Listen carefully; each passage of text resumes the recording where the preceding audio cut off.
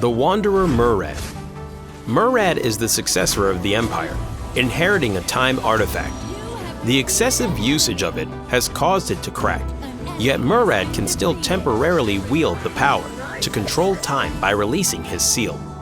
By controlling time in battle, Murad is as fast as lightning.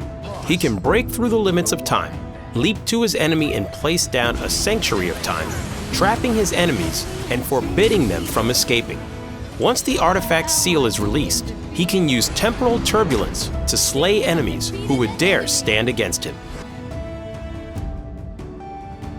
Passive.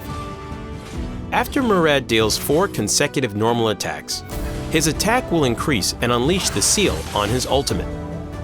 Skill 1. Murad leaps towards the designated location, dealing damage and stunning enemies along the path.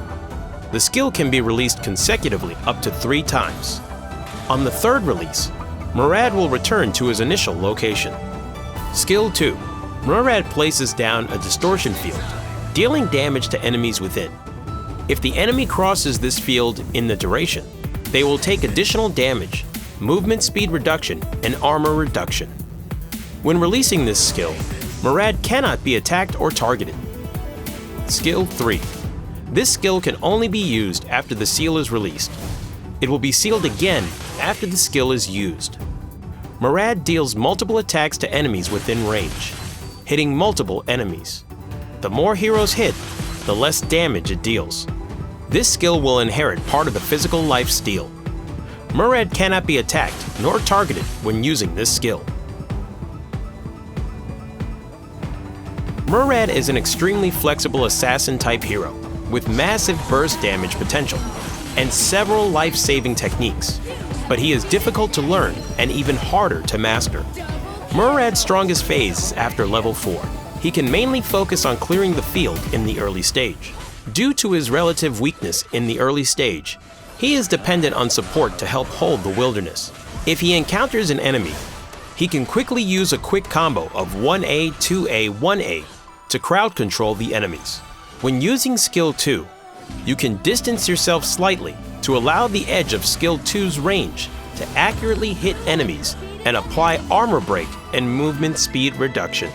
After reaching level 4, Murad's basic combo would be to charge up his passive via wild monsters to release his ultimate, followed by 2 parts of Skill 1 to close in on the enemy.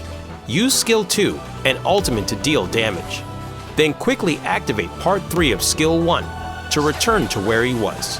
With mastery over this combo, Murad can repeatedly exhaust the enemy whilst not taking any damage, and the enemy will have a hard time countering him. The difficulty of teamfights is how to unseal his ultimate via normal attacks. Relatively safe targets are 1. Wild monsters near the teamfight. 2.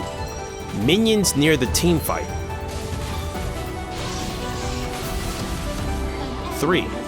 Tank heroes on the enemy team who are not threatening.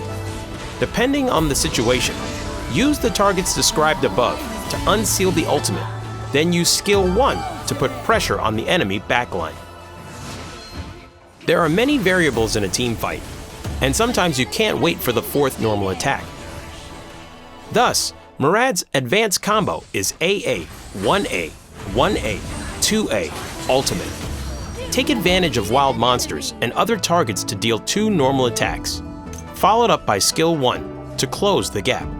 The second part of Skill 1, followed up with a normal attack, then use Skill 2 to dodge damage and keep on attacking. Finally, use ultimate followed by Skill 1 to retreat.